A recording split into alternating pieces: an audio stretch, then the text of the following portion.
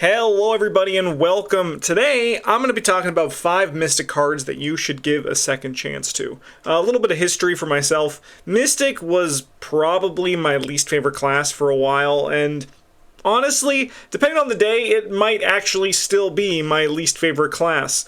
I've tried to explore the class more to discover things that interest me, but a big thing when you are just like all caring about being as optimal as you can be, Mystic class can get a little bit boring and its demands in two-handed solo are particularly high. However, with that said, I have been purposely trying to explore the Mystic class in 3 or 4 players more, and I have 5 cards that have impressed me this year and over the last year that maybe you aren't given the right time of day to. Maybe. I could be wrong, and I'm just one guy sharing my opinion, so what do I actually really know? But these are 5 cards that I think that you should give a second chance to in the Mystic class. First one we got here is a card that I actually view as kind of like a Mystic staple, but I don't know if like other people do. I put this card in like pretty much all of my Mystic decks, and it always performs very well each time I play it. And that, of course, is Sacrifice. So this is a 0-cost, 1-experience event. It's a ritual. Discard a Mystic asset you control, then draw 3 cards or gain 3 resources or any combination thereof. Now, the resources are not really what we're here talking about this card. The Mystic class kind of suffers a little bit with card draw. They have some options, but they're lacking that like burst card draw that you need to find. Their card draw comes in the form of like in the form of like card selection. In like Arcane Initiate is why people for the longest time didn't really actually miss card draw in Mystic, because they were just playing Arcane Initiate. You wanted to find your spells. You were playing a lot of spells. Most of the time you could game around Arcane Initiate's weakness, and it was just like really good times. So because of this, you don't really feel that. However, when people wanted to try different allies in the Mystic class, they were suddenly like, I'm missing that card draw that is really impactful to me. And unless you have some card draw in your off class, you're going to kind of feel like it's a little bit missing. Actually, another card later on this list is another form of really good Mystic card draw. The resources can be good in a pinch, but I'm talking about this in its card draw form. What I really like about Sacrifice is just the inherent synergy that it has with the Mystic class. The card is very boring. I'm not gonna lie. I understand that a lot of cards that you should give a second chance to in these videos are cards that are actually just generally kind of boring, but they also are cards that are quite efficient. When you upgrade your deck, you don't want to put in boring cards. You want to put in Stargazing, because it could do anything, right? Like it cancels a Mythos card. Wow, right? But Sacrifice, you look at this one and you just think, poor goat. Right? You're like, that poor goat is dead, and that's unfortunate. However, that goat, a little problematic. We know things that I don't want to talk about here, but regarding that goat. But the reality is that this card is very good. It has a lot of synergy. Instead of turning one of your spell assets that are empty into another spell asset by playing a spell asset over it, why don't instead do you sacrifice that spell asset? Because then you can draw 3 cards. And it's really only a net 2. But it's still positive, right? My favorite thing about this card is not necessarily just doing the spell assets, albeit that is a really good use of it. But what's also really nice about Sacrifice is it allows you to get rid of cards with Doom on them, and it opens up this card to be more than just like an efficient Mystic staple that gets things done. I think Sacrifice is really good, and I think it's definitely worth a second chance. Let's move on to our next card here, which is another card that has it went up for us, and then it kind of went down for us, and now we're back up on it. And no, this isn't Ritual Candles, because I know I always say that about Ritual Candles. It is Premonition. So this is a card that goes in pretty much all of my Mystic level 0 decks, but I never see anyone also play it, except for Travis. Travis also loves Premonition. And if he was here, I'm pretty sure this card would have made the list, if he was impacting the list as well. I even sometimes keep this card into my, it doesn't necessarily make it into my level, like my scenario 8 decks, but it will make it into my like scenario 6 or 7 decks. But what this card does is quietly just pass a test. It also has some pretty gnarly art, which I really enjoy, but how Premonition has changed has actually been a very enjoyable experience in terms of learning how I think the card is better valued in a different way. Before, when we first played Premonition, we would fire it off at, for example, and we still do this sometimes, but we would fire Premonition off at the start of the player phase, and we'd be like, okay, we have drawn a -4. Who wants it, right? Alternatively, now what we do with Premonition, and this is something that Travis points out every time we talk about it, is we play this during any Lightning Bolt player window. That is probably one of the strongest lines of text that you can get in this game.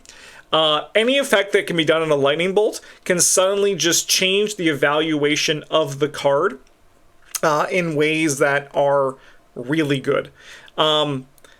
What you do, and what we do with Premonition, is we play this during the first Lightning Bolt before you commit cards in a skill test. So instead of using this card as a, here's a -2, who wants to pass a test, we use this card as security in important tests. So let's say, for example, you're going 0-0 on a test. This test is important, you gotta kill an enemy. This is just a bare bones example, I'm not gonna get too nitty gritty into it. You wanna pass this test, so you could commit a card. But, you know, you're at 0, or alternatively, maybe you're up 1 and you're feeling pretty confident, but you still really wanna pass.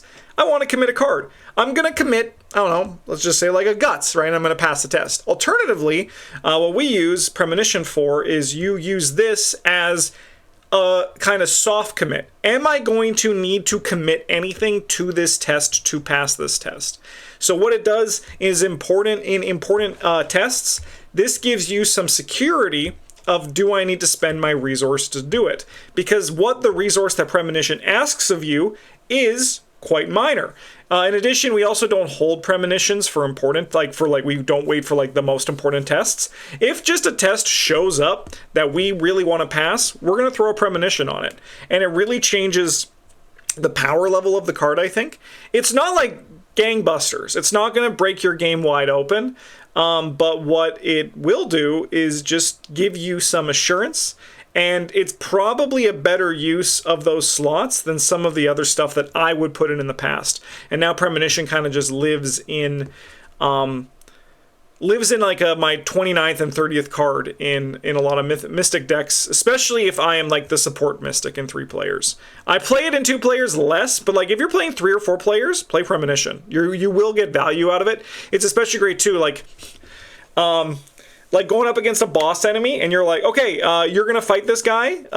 You did the fight action, but before you commit your 20 vicious blows, let's do a premonition. Also works really well with brute force. Also works really well with sharp vision, right?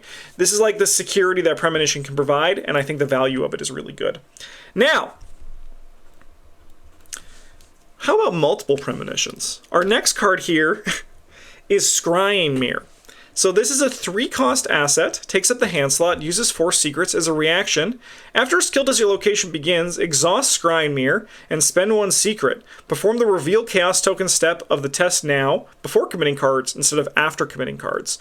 If your problem with Premonition is that you don't want to spend 2 deck slots to only use an effect once, may I introduce you to its friend Scrying Mirror? Because these 2 cards are actually the same thing, kind of, right? They have different windows and when they do it, and you have to spend the secrets to do it, and you only get to do it once per test. Premonition, you only do it, yada yada yada. All that kind of boring stuff that someone will point it out to me if I don't say that. I can't just say they're the same card, because someone's will be like, well, actually, they're not the same card. And they're not. They are different cards. But they have very similar sort of effects. I played this card. I wrote this card off for a long time. I actually did. I was like, this card's not worth... You could probably find a video of me on this channel being like, Scrying Mirror is not really... doesn't really move the needle for me. When I did my Play All Card Challenge back in 2023, which feels like ages ago at this point, I brought this card into a deck and I was just like, let's just try it out. This card is actually pretty gas. It requires 3 resources, which is notable. That is an emergency cache, albeit with an upgraded Voice of Ra. The resource economy in the Mystic class went a lot better. But what this card does is it takes up a slot that is pretty uncontested in the Mystic class. Notable cards and hand slots are Sword Cane, Ritual Candles, any sort of other stuff that you might have in your off class, and if you're Travis, Scroll of Prophecies, right? That's the hand slots generally are pretty uncontested in the Mystic class, and I think that still holds true today. So, like, if you're looking at your level 0 deck, and you're trying to find, like, something for your hand slots, and you're like, I think I'm going to put in Ritual Candles, because I always put in Ritual Candles, I highly suggest you should try out Scrying Mirror instead, because you'll actually, I think, be, like, being able to just have security, like, 4 premonitions. This allows you to essentially pass 4 tests, right? Because if you have, like, the support to back it up, in the form of a Guts in your hand, this means you only need to spend the Guts when you have to. But it also can be used for other people, which I think is really sweet. Unfortunately, actually, you know what? There's the pearl necklaces in each of these. That's kind of neat. I'm pretty sure that's just a quinky dink, but it's unfortunate that all premonitions lead to, like, someone either getting eaten or, like, you know, like, got their head beat in outside. So I think Mystics need to work on their fortune telling. But Scrying Mirror, I am personally also going to try playing this card more because I think it actually is a little bit gas. All right. On to our next one here. This is one of my favorites, and I think this is a quiet sleeper in the Mystic class. And I think it's also now probably one of the stronger cards in the Mystic class that a lot of people do not play. And that card is the Jewel of Aureolus, otherwise known as Alien Egg. So, this card was recently tabooed. Let me just pull up the taboo. Let me also read this. Jewel of Aureolus, 3 cost, 3 experience. It takes up the accessory slot. After Skull, Cultist, Squid, Tablet, or Autofill symbol is revealed during a skill test at your location, exhaust Jewel of Aureolus, draw 1 card, or gain 2 resources.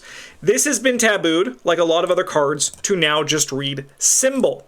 So that includes Bless, that includes Curse, that includes Frost. This was the huge boost. Okay. I'm going to back up slightly. This card, I think, was always incredibly good, and I think was just incredibly slept on. This came out in Dunwich. This card is insanely... If you get this on your first turn, you're probably going to win the scenario just because of the nature of the value you're going to get out of it. Now, with the upgrade, you can get this at any time, and you're going to start accruing value from it immediately. I slept on this card for a long time, and the reason for that is that Holy Rosary was like a crutch that I leaned on too much. Likewise with Crystal Pendulum, right? Like, the accessory slot for the longest time was just the general community sentiment that it's a Holy Rosary. It is a +1 brain boost, and the card is still very good. However, as the card pool has grown, you don't really need to use it as much. You can find those brain boosts in a variety of other ways that are still hyper efficient. And that makes room for cards like Jewel of Aureolus to... It's less of a, I need my Holy Rosary because it makes me feel safe, and more of a, why the hell are you not running the Jewel of Aureolus, the gift of the homunculi? The homunculi want to give you a gift. Why aren't you accepting it, right? What this card does... is just give you drip value when anyone is doing a test. And higher player counts, this is going to trigger every turn, right? If you're playing like 4 players, 3 players, if you are just with other people at your locations, this is going to pop. Like if you're playing Essex, if you're playing Horror and High Gear, you're going to be triggering this every turn, and the value is going to be insane, especially with the Symbol taboo if you are playing that. Without it, I still think it's going to trigger pretty commonly. But with the Symbol trigger, with the taboo, it's very good, especially with all the new support cards in the form of, well, actually kind of just all of McBride too. Jewel of Aureolus, its stocks are going up. So if you did not buy low, don't buy now, but still play the hell out of this card, because I think this card is just absolutely insanely good. And I think probably one of the most efficient cards in the Mystic class. It's not the strongest, because like Spectral Razor exists. That's a very powerful card. But it is very good, and you should play this card more if you've never played it.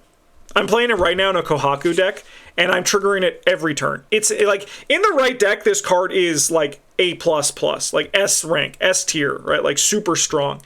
In other decks, it's still very, very good.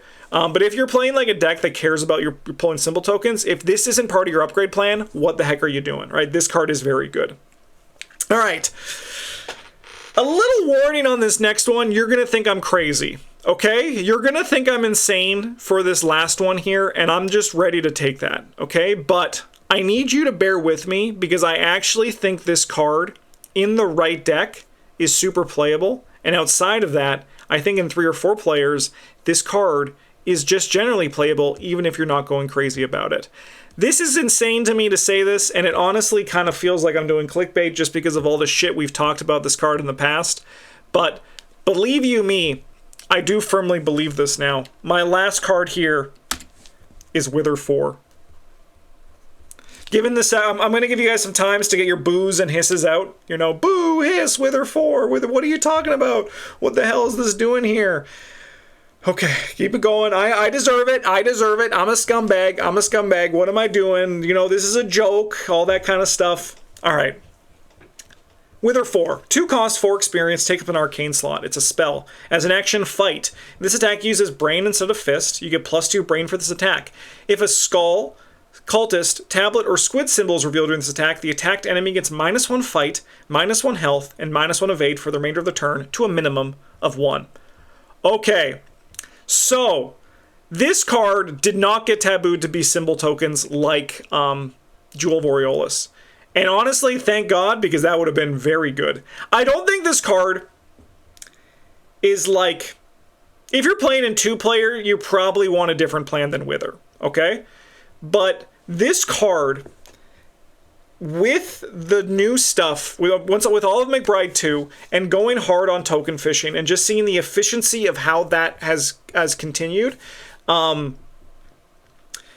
it's become so much more consistent.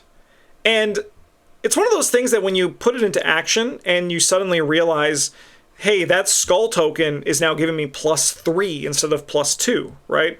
When I reveal one of those 4 tokens, I'm getting +3. Because you're also getting that -1. And then if you revealed it again for the next attack, you get like a +4, right? It's like stacking the value of this thing. And I know you're going to be like, Justin, that's Magic Christmas Land.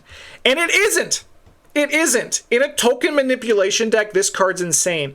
Slight spoilers for an upcoming run of Father Mateo, but in our Circle Undone draft run. But I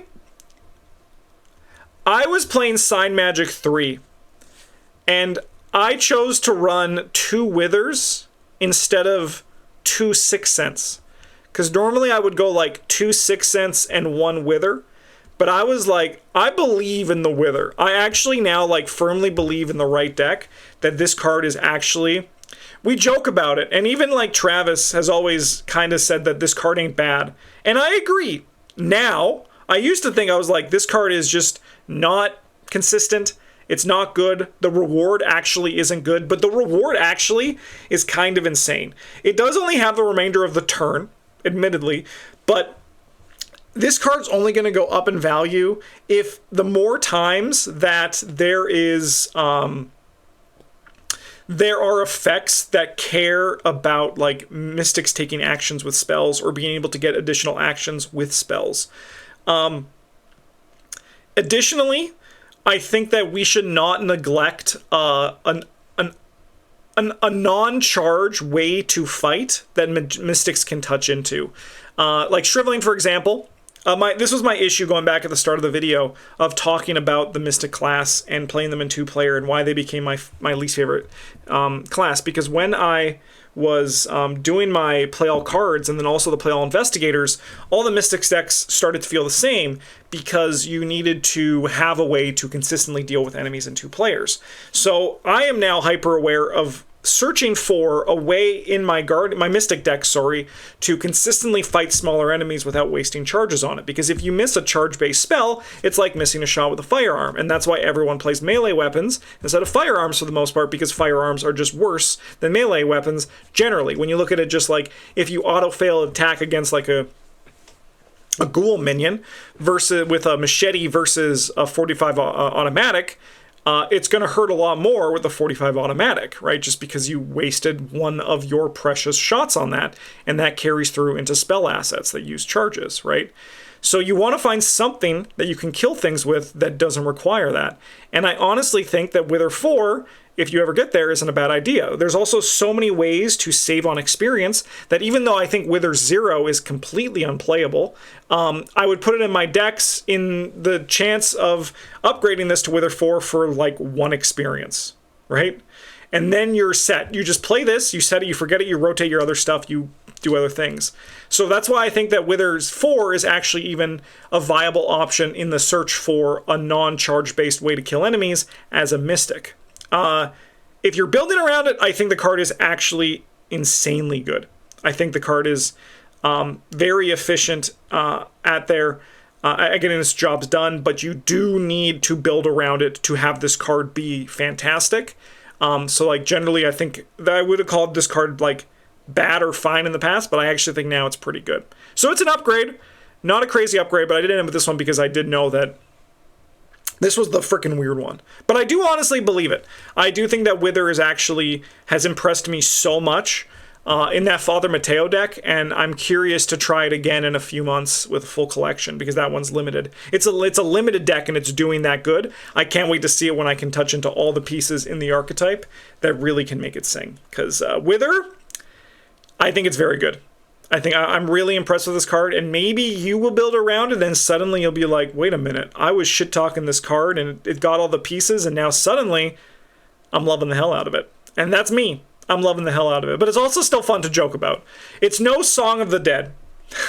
It's no Song of the Dead. I still need to try Song of the Dead in a token-pulling-based strategy, but I would rather play Wither 4 over Song of the Dead with like the exact same sort of style of play.